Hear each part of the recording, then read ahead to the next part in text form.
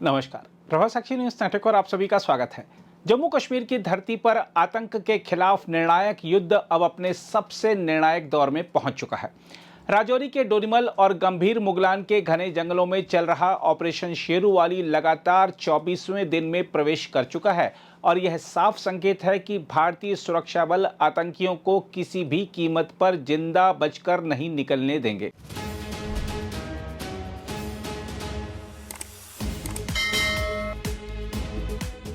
पहाड़ों, चट्टानों, गहरी खाइयों और घने जंगलों से घिरे इस इलाके में सेना, पुलिस और अन्य सुरक्षा एजेंसियां दिन रात एक करके आतंकियों की तलाश में जुटी हैं।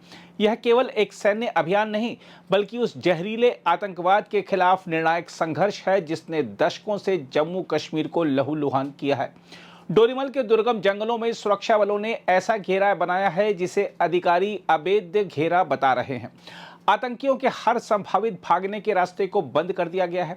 पहाड़ी ढलानों और चट्टानी इलाकों में लगातार तलाशी अभियान चल रहा है। हर संदिग्ध हलचल पर पैनी नजर रखी जा रही है। सुरक्षा बलों की अतिरिक्त टुकड़ियां, आधुनिक निगरानी व्यवस्था और भारी रसद समर्थन मौके पर तैनात है। मई के आखिर में जब इस अभियान ने निर्णायक मोड़ लिया था, तब इलाके में जबरदस्त गोलीबारी और गोलेबारी हुई थी। उसी समय यह स्पष्ट हो गया था कि जंगलों में छिपे आतंकी किसी भी हाल में बचने की कोशिश करेंगे, लेकिन सेना ने उन्हें चारों तरफ से जकड़ दिया है। इस कठिन अभियान की कीमत भी देश के जवान चुका रहे हैं। 7 जून को भारतीय सेना का एक जवान अभियान के दौरान शहीद हो गया।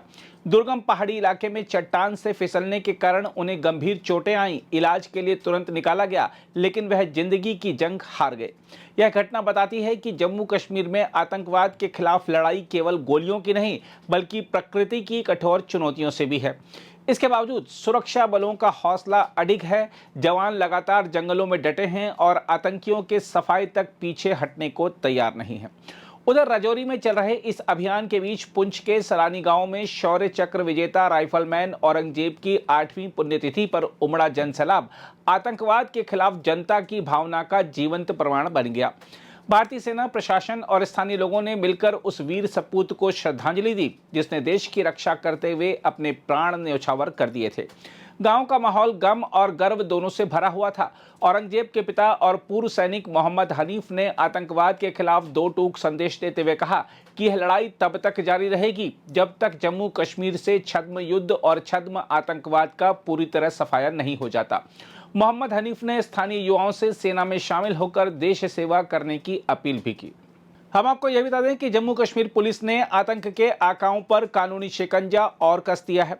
काउंटर इंटेलिजेंस कश्मीर ने हिजबुल मुजाहिदीन के पाकिस्तान में बैठे सरगना सैयद सलाउद्दीन समेत 4 आतंकियों के खिलाफ अदालत के उद्घोषणा आदेश की तामील की है।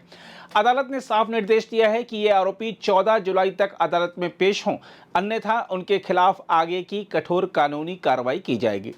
हम आपको बता दें कि सलाउद्दीन, जो कभी कश्मीर का निवासी था और आज पाकिस्तान की शह पर भारत विरोधी आतंक का चेहरा बन बैठा है, लंबे समय से जांच एजेंसियों से भाग रहा है।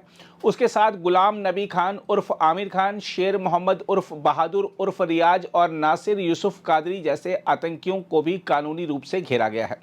जांच एजेंसियों का कहना है कि ये सभी जानबूझकर गिरफ्तारी से बच रहे हैं और कानून से भाग रहे हैं। यह कार्रवाई आतंकवाद के पूरे नेटवर्क को जड़ से उखाड़ फेंकने की रणनीति का हिस्सा है।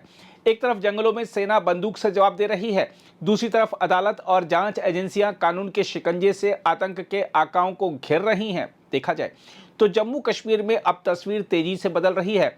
सुरक्षा बलों का कठोर अभियान, जनता का खुला समर्थन और आतंकियों के खिलाफ कानूनी प्रहार यह संकेत दे रहे हैं कि आतंकवाद की कमर टूट रही है। राजौरी के जंगलों से लेकर पुंछ के गांवों और श्रीनगर की अदालतों तक एक ही संदेश गूंज रहा है कि अब आतंकवाद के लिए इस धरती पर कोई जगह नहीं बचेगी। भारत ने निर्णायक युद्ध छेड़ दिया है और इस बार लक्ष्य केवल जवाब देना नहीं, बल्कि आतंक की पूरी जड़ को उखाड़ फेंकना है। अगर आप भी लेना चाहते हैं देश दुनिया की तमाम जानकारी, तो आज ही सब्सक्राइब करें हमारे चैनल को। साथ ही नीचे दिए बेल आइकन को जरूर दबाएं ताकि हर अपडेट आप तक पहुंच सके।